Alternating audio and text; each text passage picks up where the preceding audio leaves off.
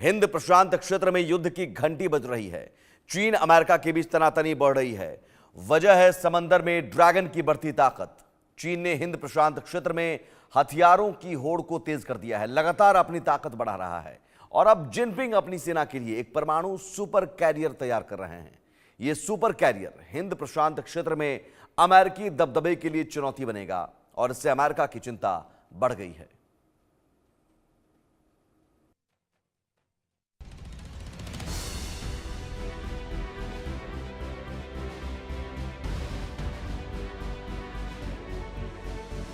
क्या महासागर में तबाही आएगी? क्या समंदर में भीषण जंग होगी? क्या समंदर में टकराएंगे अमेरिका और चीन? क्या महासागर में होगा तीसरा वर्ल्ड वॉर?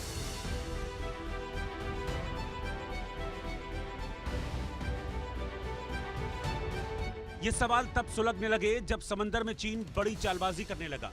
हिंद प्रशांत क्षेत्र में अमेरिकी दबदबे को चुनौती देने लगा, अमेरिका को घेरने का प्लान बनाने लगा, ड्रैगन अपनी नेवी की ताकत बढ़ाने लगा। यूएस नेवल इंस्टीट्यूट ने सैटेलाइट तस्वीरों के विश्लेषण के आधार पर बताया है कि चीन परमाणु सुपर कैरियर तैयार कर रहा है। इसे अस्थायी रूप से टाइप 004 नाम दिया गया है। इसके जरिए चीन समंदर में लंबे ऑपरेशन कर सकता है। यह परमाणु सुपर कैरियर चीन की नेवी की ताकत को कई गुना बढ़ा देगा। हिंद प्रशांत क्षेत्र में अमेरिकी दबदबे के लिए चुनौती बनेगा। चीन के इस परमाणु सुपर कैरियर को चीन की मिलिट्री के आधुनिकीकरण का हिस्सा माना जा रहा है। इसे बनाने के पीछे चीन का मकसद एशियाई इलाके में अपनी धमक को बढ़ाना है। हिंद प्रशांत क्षेत्र में अमेरिका को सीधी चुनौती देना है।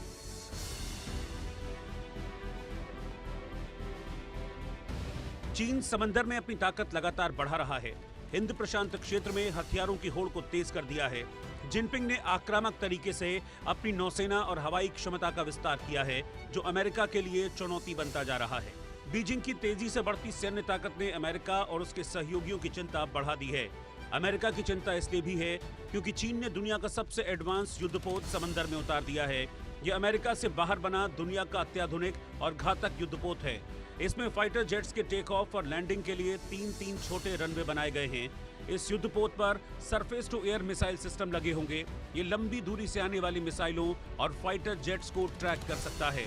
वॉरशिप की संख्या के मामले में चीन के पास दुनिया की सबसे बड़ी नौसेना है, लेकिन क्षमताओं के मामले में वो अमेरिकी नौसेना से पीछे हैं। लेकिन जब बात होती है एयरक्राफ्ट कैरियर्स की संख्या की, तब अमेरिकी नौसेना दुनिया की नंबर 1 नेवी साबित होती है।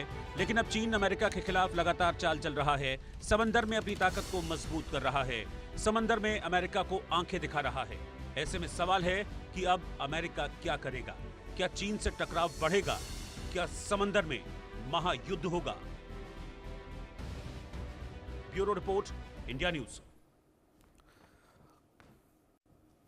और अब चर्चा शुरू करें उससे पहले समझ लीजिए चीन और अमेरिका की ताकत कितनी है महासागर में। आखिर चीन क्या अमेरिका से आगे है?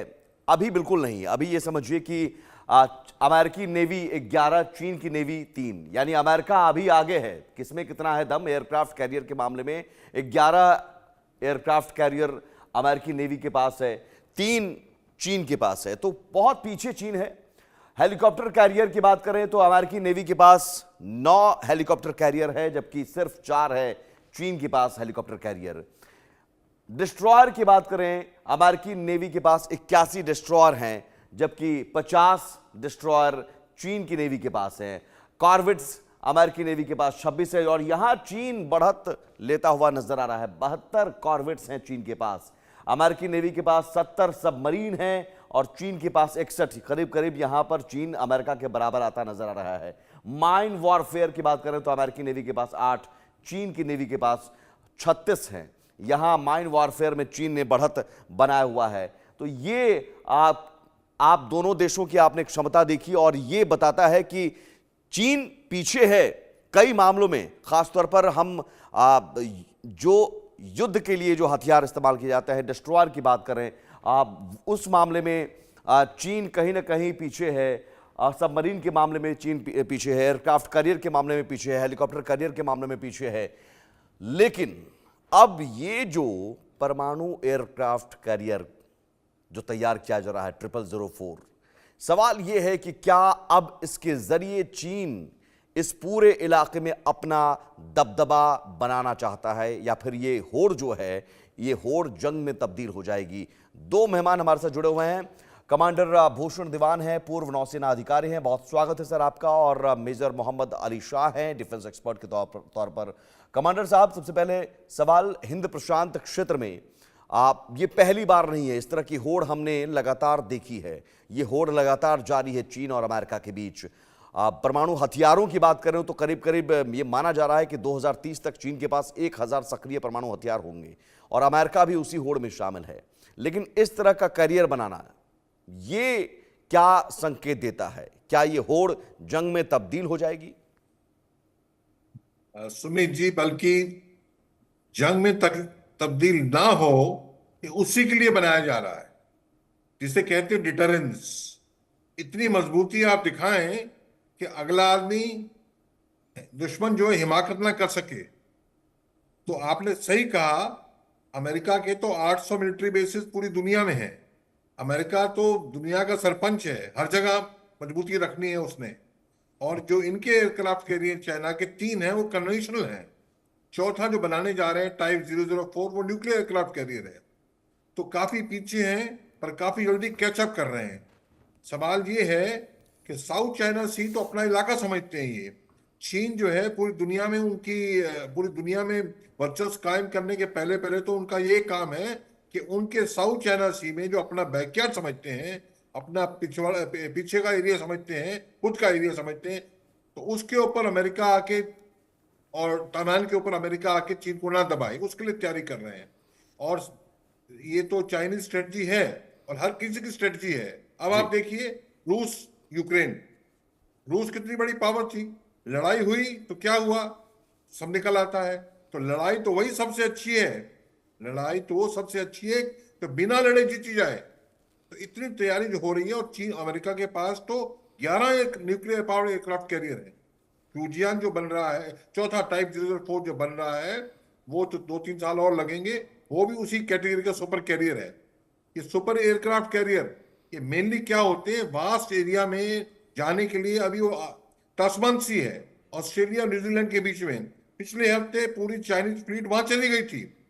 और तस्मान सी जो न्यूजीलैंड और ऑस्ट्रेलिया के बीच में, वहां उन्होंने एक्सरसाइज की जाके। तो कितने ऐसे कहते हैं अपना दबदबा बनाना।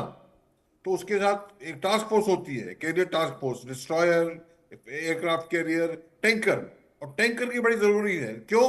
टैंकर नहीं होगा तो ऑयल नहीं होगा, ऑयल नहीं होगा तो हजारों किलोमीटर आप जा नहीं सकते। और न्यूक्लियर एयरक्राफ्ट कैरियर है तो उसको तो ऑयल टैंकर की जरूरत नहीं है। अपना तेल लेके जहाज, तेल वाहक जहाज लेके जाने की जरूरत नहीं है। और ये खाली ये नहीं है, एयरक्राफ्ट कैरियर नहीं है, सबमरीन्स, न्यूक्लियर वॉरहेड्स और ड्रोन्स। 85,000 फीट का 85,000 फीट का हाइट पे जाना, ये 25,000 स्क्वायर मीटर, लगभग मीटर पर हाइट पर जाना। और ये उससे क्या है, ये पूरे साउथ चाइना सी पे दूर दूर तक नजर रख सकते हैं। इसे कहा जाता है A2AD। A2AD क्या है? एंटी एक्सेस, पास नहीं आ सके कोई हमारे एरिया में, हमारे इलाके में पास ना आ सके, एंटी एक्सेस। और AZ anti denial, AD anti denial, और आए तो हमको तकलीफ ना दे सके। तो ये, और सबसे बड़ी चीज क्या कर रहे हैं ये लोग, देखिए मैं आपको बता रहा हूं कि ये जो AI निकली है, चाइना तो अमेरिका से भी आगे प्रूव हो रहा है AI में। और उनको तो नई चीज सीखनी नहीं है, उनके आज के बच्चे, आज की जनरेशन AI में पैदा हो रही है। तो AI में वो बहुत तेजी से काम कर रहे हैं। तो AI के हिसाब से बिना आदमी के मानव रहित काम हर चीज में कर रहे हैं जी। तो ये मोटा मोटी बात यही है कि अमेरिका और चीन का तो लड़ाई, एक छत्र राज का अमेरिका का चैलेंज हो ही रहा है। अमेरिका को तो वीकनिंग पावर है और चाइना ग्रोइंग पावर है। और आप देख लीजिए अभी क्या हो रहा है। अभी अमेरिका, ट्रम्प साहब क्या कर रहे हैं आज के संदर्भ में, वो रूस को पटा रहे हैं, रूस के साथ दोस्ती बना रहे हैं। क्यों? ताकि चीन और रूस के बीच में दीवार आ जाए। और क्यों? उनको पता है, अमेरिका को पता है, मेरा बड़ा दुश्मन आज भी और आने वाले दिनों में भी चीन है, रूस नहीं है। और दुश्मन वही होता है जिसके पास पूरी ताकत है, पूरी फोर्स है। और सबसे बड़ी बात, अमेरिका की तरह चीन भी खुद अपना बनाता है। ये हमने इंडिया ने सीख लेनी है। हमने अपना खुद बनाने के हिसाब से, हमारी आबादी इंडिया की चीन से ज्यादा है आज की डेट में। हमने खुद के बनाने का मतलब ये है कि आप किसी पे निर्भर नहीं है। और इन्होंने कई 50-60 साल से शुरू किया हुआ है। रूस से चीज लिए, एयरक्राफ्ट के लिए और उसको रिवर्स इंजीनियरिंग किया, R&D किया, बना रहे हैं। तो सबसे बड़ी ताकत यही है क्या, कि आप खुद बना सकते हैं। बिल्कुल। ये तो लड़ाई बिना लड़ाई लड़े जीतना। और एक बात और, न्यूक्लियर, अभी जो तस्मान सी में गए इन्होंने एक्सरसाइज की चाइनीज नेवी ने, तो उसमें न्यूक्लियर, बायोलॉजिकल और केमिकल, ये तीनों वॉरफेयर की भी ट्रेन उन्होंने अभ्यास किया है। बायोलॉजिकल क्या है, हम सब जानते हैं, कोरोना वायरस, ये बायोलॉजिकल है। हमारे इंडियन नेवी में भी NBCD बड़ी पुरानी चीज है, न्यूक्लियर, बायोलॉजिकल, केमिकल वॉरफेयर। और ये आप गैस छोड़ दें, एक पॉइजनस गैस छोड़ दें तो लोग मर जाएं, तो ये NBC का भी उन्होंने किया है। तो चौतरफा विकास और पूरी लॉन्ग टर्म स्ट्रेटजी के हिसाब से काम कर रहे हैं। ये अभी तो पहले साउथ चाइना सी को बचाएंगे ताकि अमेरिका ना आ पाए, ताइवान को दबोचेंगे ताकि अमेरिका ना आ पाए, उसके बाद खतरा इनकी नजर पड़ेगी इंडियन ओशन की तरफ। तो हमारे पास 5-7 साल टाइम है, इसको हम फुल स्केल पे बढ़ जाए पूरी ठीक है, मैं तरीके। उस सवाल पर आता हूं भारत के लिहाज से, लेकिन मेजर शाह, ये जो साइकोलॉजिकल वार हम इसे माने फिर,